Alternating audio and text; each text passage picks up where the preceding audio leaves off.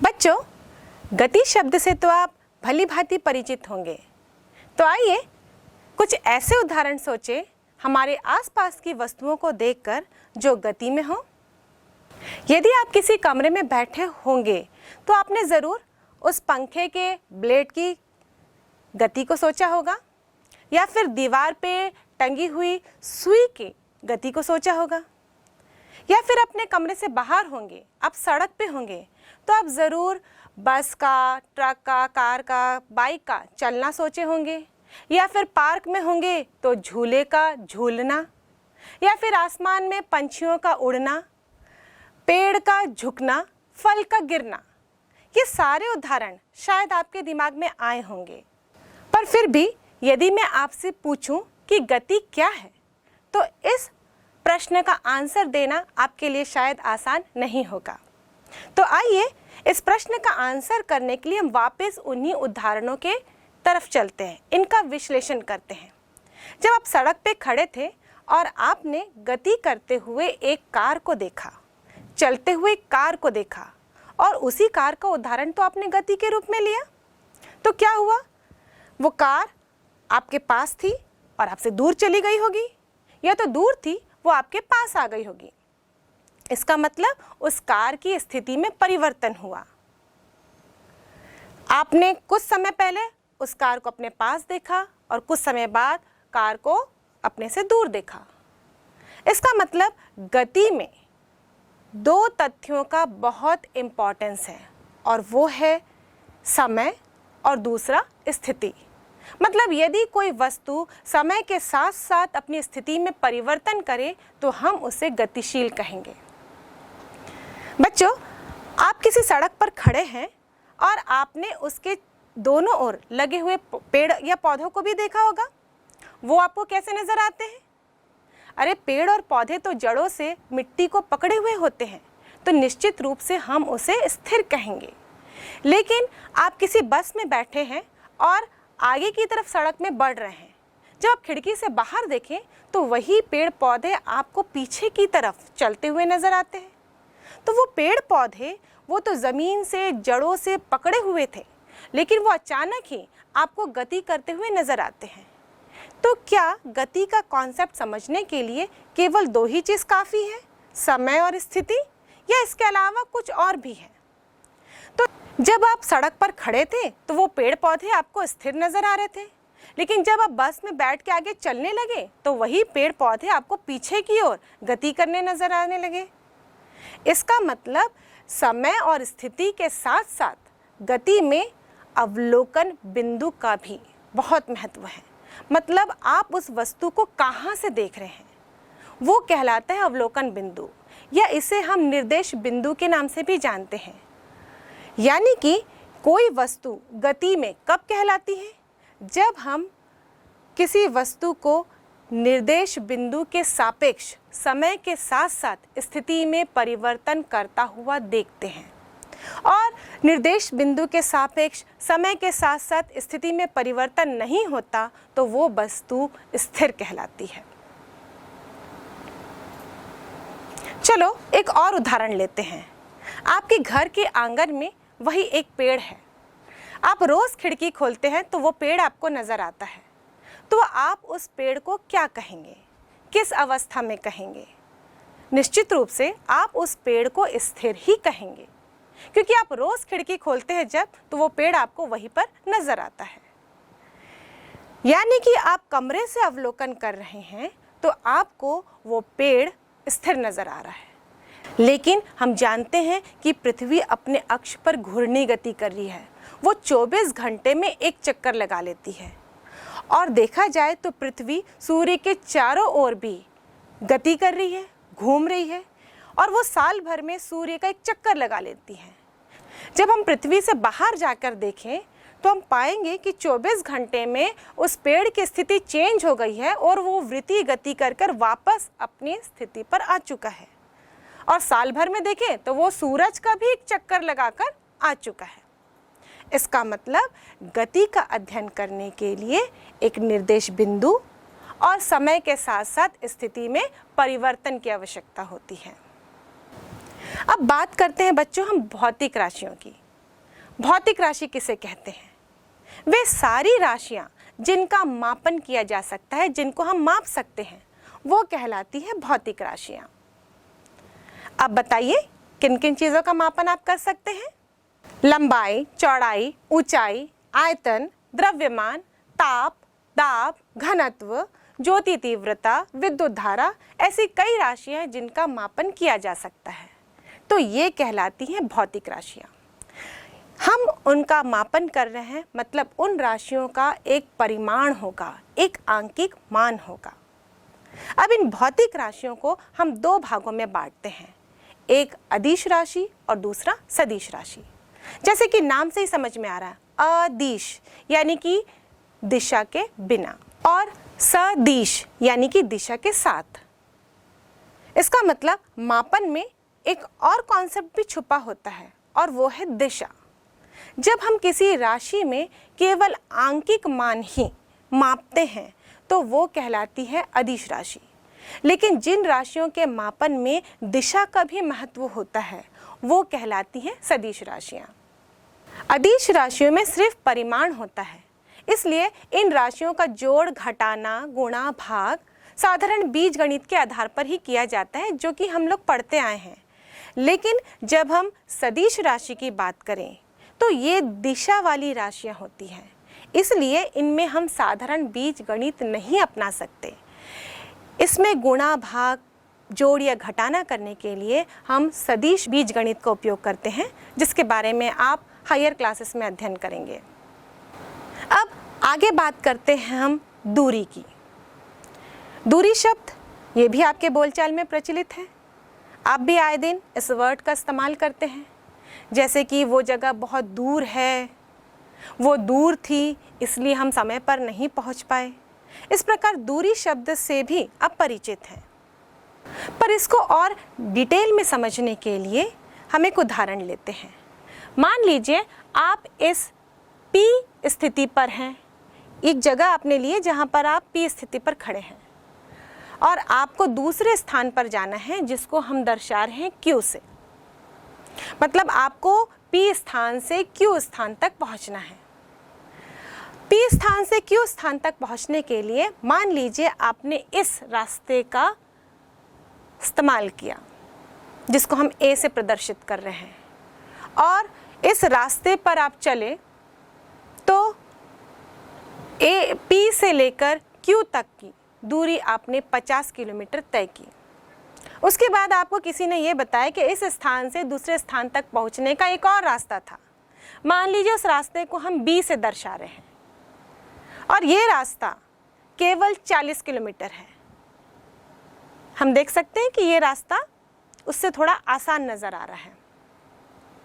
तो पहले रास्ते में जो दूरी थी वो 50 किलोमीटर की थी, दूसरे रास्ते में वही तय की गई दूरी 40 किलोमीटर की हो गई।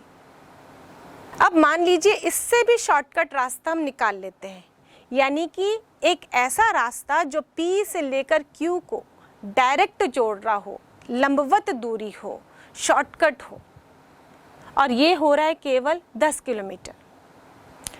तो यहाँ पर हम देखेंगे P और Q अपने ही स्थान पर फिक्स है, लेकिन यदि हम अलग अलग रास्ता तय करते हैं तो दूरी भी अलग अलग जाती है, कभी 50, कभी 40 तो कभी 10। तो इस प्रकार हम निष्कर्ष निकाल सकते हैं जो दो बिंदुओं के बीच में, दो स्थान के बीच में, दो स्थिति के बीच में दूरी होती है वो तय की गई पथ की लंबाई पर निर्भर करती है। दूरी अदिश राशि है, इसमें दिशा का महत्व नहीं होता, इसलिए यदि हम देखें तो दूरी का मान सदैव ही धनात्मक होगा, क्योंकि जब भी हम किसी पथ की तय की गई लंबाई को निकालते हैं तो वो हमेशा एक आंकिक मान, एक परिमाण हमको प्राप्त होगा। इसलिए जो दूरी है वो अदिश राशि कहलाती है, जो कि सदैव ही धनात्मक होती है। अब हम बात करते हैं विस्थापन की। एक्चुअली विस्थापन भी दो बिंदुओं के बीच, दो स्थितियों के बीच की दूरी है, पर ये दो बिंदुओं के बीच की शॉर्टकट दूरी है, यानी कि न्यूनतम दूरी, या यूं कह सकते हैं लंबवत दूरी। जब हम दूरी में दिशा लगा देते हैं, यानी कि निश्चित दिशा में तय की गई दूरी के बारे में अध्ययन करते हैं, तो वो कहलाता है विस्थापन। तो यहाँ से क्लियर है कि विस्थापन दो बिंदुओं के बीच की लंबवत दूरी है, यानी कि न्यूनतम दूरी है, और दूसरा उसमें दिशा भी है, या यूँ कहें हम कि विस्थापन एक सदिश राशि है। अब इसी उदाहरण को हम देखते हैं। P से Q तक तय की गई दूरी अलग अलग थी, अलग अलग रास्ते पर निर्भर कर रही थी, लेकिन यदि हम विस्थापन की बात करें तो P से लेकर Q तक के बीच में केवल एक ही लंबवत दूरी है, और वो है 10 किलोमीटर की। इसका मतलब P और Q के बीच का विस्थापन 10 किलोमीटर होगा। लेकिन जैसे कि मैंने अभी बताया कि विस्थापन एक सदिश राशि है, इसमें दिशा का महत्व है। तो यहाँ पे ये निर्भर करता है कि हम P से लेकर Q तक नाप रहे हैं या Q से लेकर P तक नाप रहे हैं। मान लीजिए यदि हम P से लेकर Q तक नाप रहे हैं, ये शॉर्टकट डिस्टेंस, ये लंबवत दूरी कितनी थी? 10 किलोमीटर। तो हम लिखेंगे 10 किलोमीटर। लेकिन जब हम Q से लेकर P तक नापेंगे, यहाँ पर हमने दिशा को विपरीत कर दिया है, दिशा को बदल दिया है। तो आंकिक मान में तो कोई परिवर्तन नहीं होगा, आंकिक मान तो 10 किलोमीटर ही रहेगा, लेकिन दिशा बदल जाने के कारण हमको यहाँ पर दिशा का ज्ञात करवाना पड़ेगा। अब हम विपरीत दिशा के लिए ऋणात्मक चिन्ह का प्रयोग करते हैं। ध्यान रहे, भौतिकी में जब भी हम विपरीत दिशा को दर्शाएंगे तो पहले वाली दिशा की अपेक्षा उसके चिन्ह को परिवर्तित करेंगे। पहले हमने अगर धनात्मक चिन्ह लिया था तो बाद में हम ऋणात्मक चिन्ह का इस्तेमाल करेंगे। तो यहाँ पर Q से लेकर P तक का विस्थापन हो जाएगा -10 किलोमीटर। अब विस्थापन को और अच्छे से समझने के लिए हम एक अगला उदाहरण लेते हैं। मान लीजिए एक व्यक्ति है जो मॉर्निंग वॉक पर निकला है। A स्थिति से उसने पूर्व दिशा में चलना शुरू किया, 3 किलोमीटर तक चला, B पोजीशन पे पहुंचा, और उसके बाद उसने रास्ता परिवर्तित कर दिया और 8 किलोमीटर उत्तर की ओर चलने लगा। वो पहुंचा C पोजीशन पर, और उसके बाद उसने अपनी दिशा को चेंज कर दिया और पश्चिम दिशा की ओर 3 किलोमीटर चला। मतलब इस प्रकार का रास्ता उसने कुछ तय किया। अंतिम उसकी स्थिति थी D। अब यहाँ पर हम देखते हैं कि इस रास्ते में इस व्यक्ति के द्वारा तय की गई दूरी कितनी होगी। जैसा कि हम जानते हैं कि दूरी तय की गई पथ की लंबाई होती है, तो यहाँ पर दूरी हो जाएगी 3 + 8 + 3, यानी कि टोटल 14 किलोमीटर। जबकि यहाँ पर हम विस्थापन ज्ञात करें, यानी कि A और D के बीच की लंबवत दूरी, तो ये लंबवत दूरी निश्चित रूप से 8 किलोमीटर ही होगी। और उसमें भी यदि हम A से D विस्थापन निकाल रहे हैं और उसे हम 8 किलोमीटर ले रहे हैं, तो जब D से A निकालेंगे तो वो -8 किलोमीटर हो जाएगा। चलिए एक और उदाहरण लेते हैं। मान लीजिए एक व्यक्ति एक सर्कुलर पार्क पे घूम रहा है। उसने P पोजीशन से चलना शुरू किया और इस वृत्तीय पथ पर घूमते घूमते वो Q पोजीशन पर आ गया, और वो Q पोजीशन वो P पोजीशन ही थी। मतलब वो जहाँ से चलना शुरू किया था एक गोल चक्कर लगाकर वहीं पर ही आ गया। अब बताइए इसमें इस व्यक्ति द्वारा तय की गई दूरी कितनी होगी। यदि हम देखें तो इस व्यक्ति द्वारा तय की गई दूरी इस वृत्तीय पथ की परिधि होगी, क्योंकि उसके द्वारा तय की गई लंबाई इसी वृत्त का एक चक्कर ही है। तो यहाँ पर ये वृत्त की परिधि इसके द्वारा तय की गई दूरी होगी, यानी कि हम फॉर्मूले के रूप में देखें तो 2πr, जहाँ r इस वृत्त की त्रिज्या होगी। अब इसका विस्थापन कितना होगा। जैसा कि हम जानते हैं विस्थापन शॉर्टकट दूरी है, लंबवत दूरी है, और ये व्यक्ति जहाँ से शुरू किया था ये उसी बिंदु पर पहुँच गया। इसका मतलब इसने कोई भी विस्थापन नहीं होगा, या इसके द्वारा तय किया गया विस्थापन 0 होगा।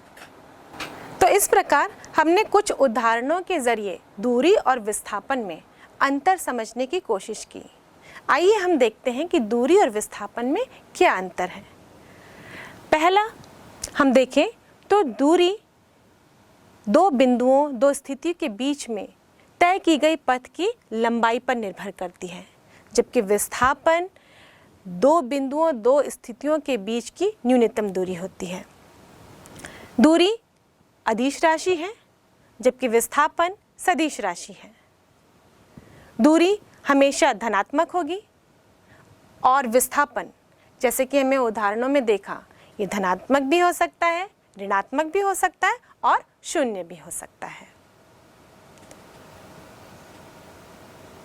किंतु दूरी और विस्थापन दोनों का SI मात्रक एक ही होगा।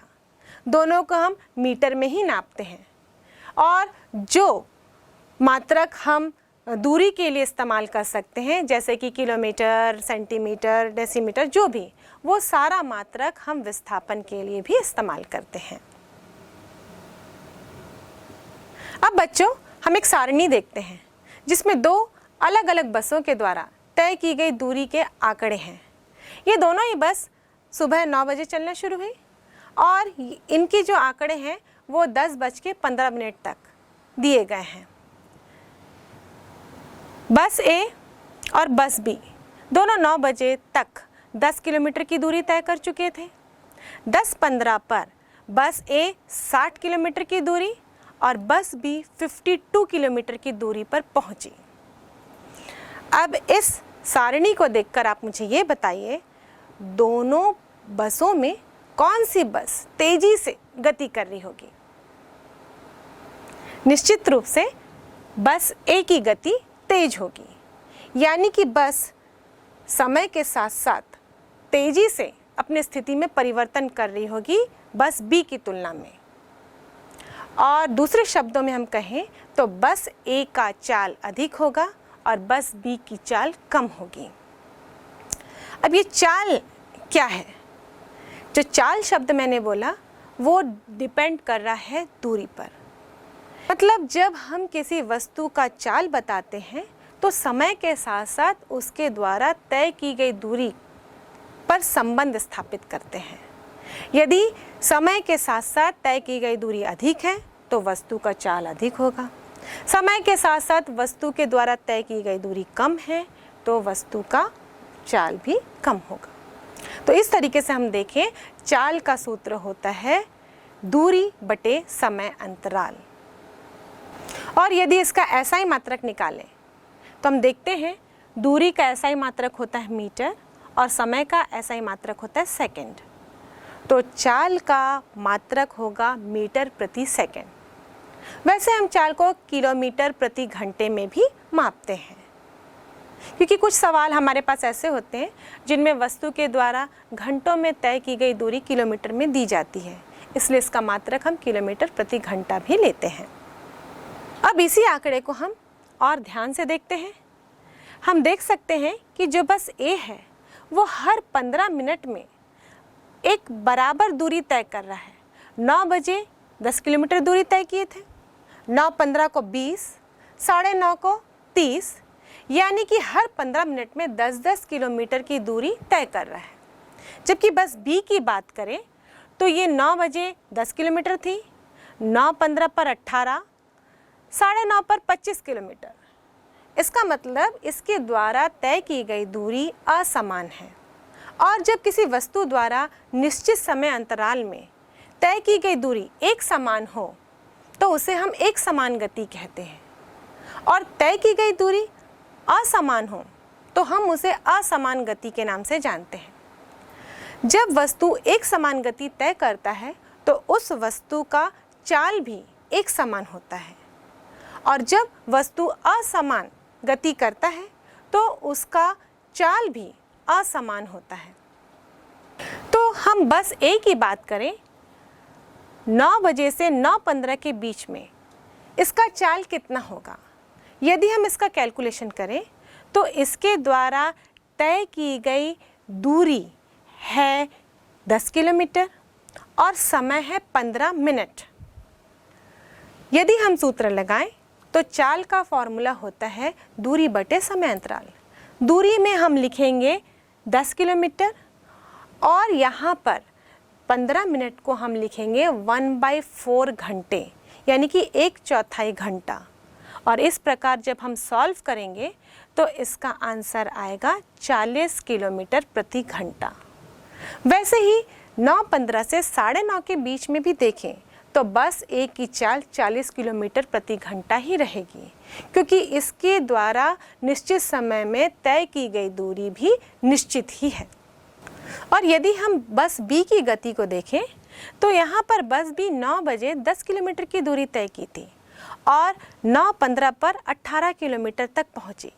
इसका मतलब 15 मिनट में इस 8 किलोमीटर की दूरी तय की। तो इसका चाल फॉर्मूला वही है, दूरी बटे समय अंतराल, तो होगा 8/1/4, और इसको हम कैलकुलेट करेंगे तो ये मिलेगा 32 किलोमीटर प्रति घंटा। जबकि हम 9:15 से 9:30 के बीच में देखें तो इसने टोटल 7 किलोमीटर की दूरी तय की है। 18 से 25 यदि हम देखें तो टोटल 7 किलोमीटर होते हैं, तो 15 को हम 1/4 से भाग देंगे तो ये आएगा 28 किलोमीटर। मतलब हर 15 मिनट के अंतराल में हम देखें तो इसकी चाल अलग अलग है, यानी कि ये बस असमान चाल से गति कर रही है। तो जब कोई वस्तु असमान गति करे, उसका चाल भी असमान होगा। उस कंडीशन में हम 2 चीज़ ज्ञात कर सकते हैं। एक तो हर क्षण पे उसका चाल निकाल सकते हैं, जिसको हम लोग तात्क्षणिक चाल बोलते हैं, या फिर हम लोग बीच के जितने भी समय अंतराल है उसको इग्नोर करके स्टार्टिंग और आखिरी तय की दूरी को लेकर उसका औसत चाल निकालते हैं। तो औसत चाल का फॉर्मूला होता है वस्तु द्वारा कुल तय की गई दूरी अपॉन कुल समय या फिर समय अंतराल। किसी वस्तु का चाल यानी कि स्पीड उस वस्तु द्वारा निश्चित समय अंतराल में तय की गई दूरी होती है, जिसमें दिशा का कोई महत्व नहीं होता। लेकिन इसी में यदि हम दिशा को महत्व दें तो ये एक नई राशि बन जाती है, जिसे हम कहते हैं वेग यानी कि वेलोसिटी।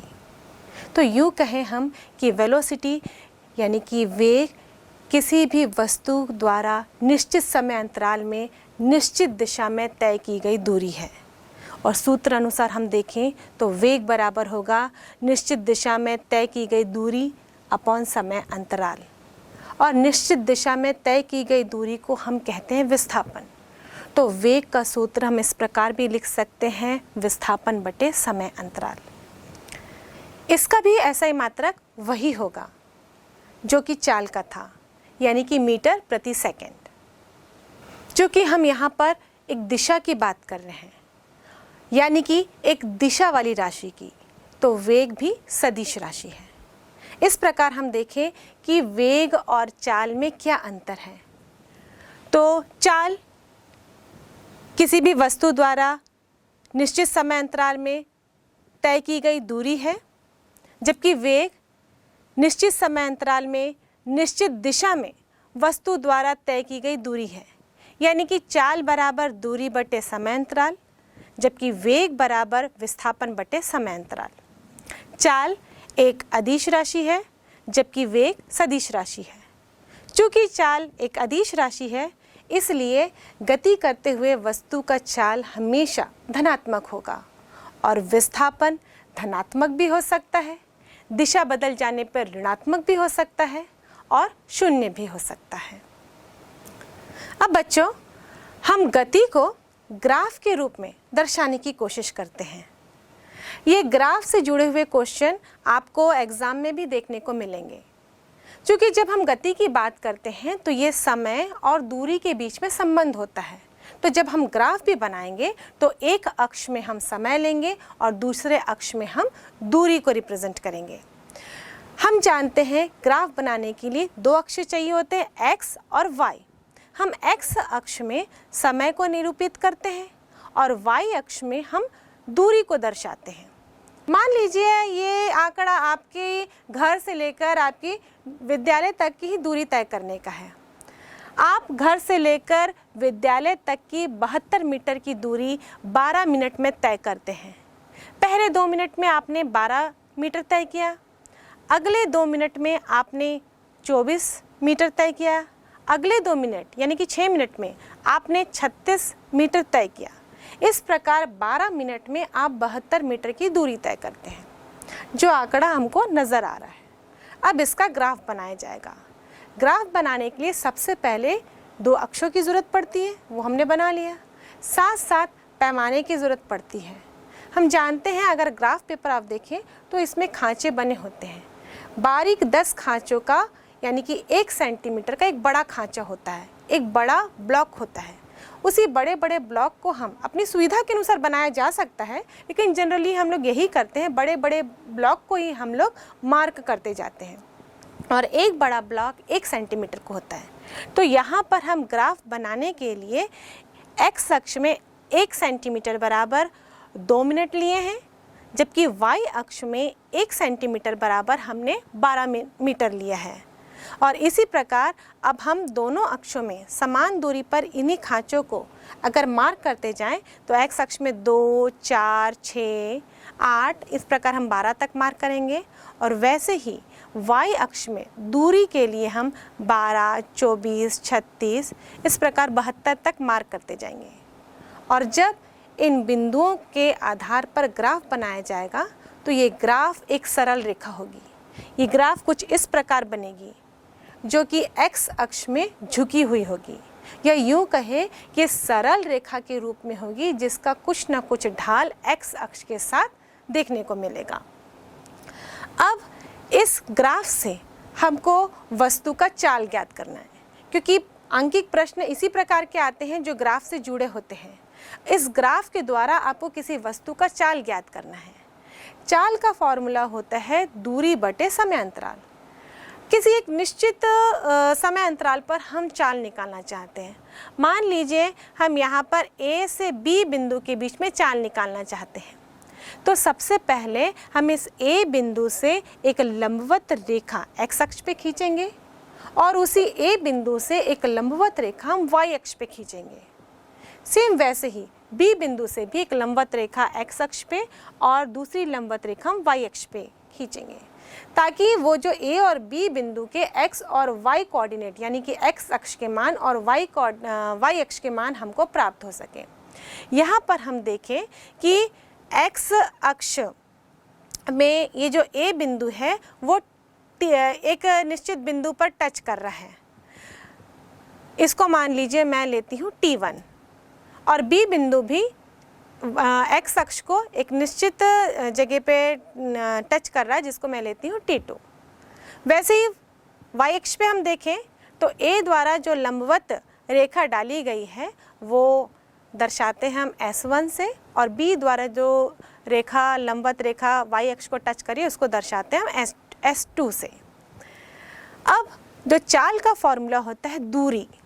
दूरी मतलब 2 बिंदुओं के बीच का अंतर। A और B बिंदु के बीच का अंतर निकालना है तो ये हम y अक्ष में देखेंगे, क्योंकि y अक्ष ही दूरी को दर्शा रहा है।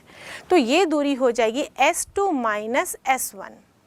और वैसे ही समय अंतराल निकालना है तो हम x अक्ष के बीच का अंतर देखेंगे। यहाँ पर T1 और T2 के बीच का अंतर देखेंगे तो हम समय अंतराल की जगह लिखेंगे T2 माइनस T1। तो इस प्रकार चाल का फॉर्मूला हो जाएगा S2 minus S1 upon T2 minus T1। दूरी थी यानी कि S2 माइनस S1 के बीच का अंतर 12 है और T2 माइनस T1 के बीच का अंतर 2 है। तो 12 अपॉन 2 करेंगे तो आंसर आ जाएगा 6। तो इस पर्टिकुलर ग्राफ में यदि हम देखें तो वस्तु की जो चाल होगी वो 6 मीटर प्रति मिनट होगी, यानी कि बच्चे ने घर से लेकर स्कूल तक की दूरी 6 मीटर प्रति मिनट की चाल से तय की है। अब इसी ग्राफ में हम देखें तो जो चाल है ये दूरी बटे समय अंतराल है। दूरी हमने किस अक्ष में निकाला? y अक्ष में, और समय हमने x अक्ष में निकाला। और जब हम y अक्ष का x अक्ष के सापेक्ष परिवर्तन लेते हैं तो ये परिवर्तन कहलाता है ढाल। यानी कि हम किसी एक समान गति करते हुए वस्तु के ग्राफ से केवल उसका ढाल निकाल लें तो हम उस वस्तु के चाल की गणना कर सकते हैं।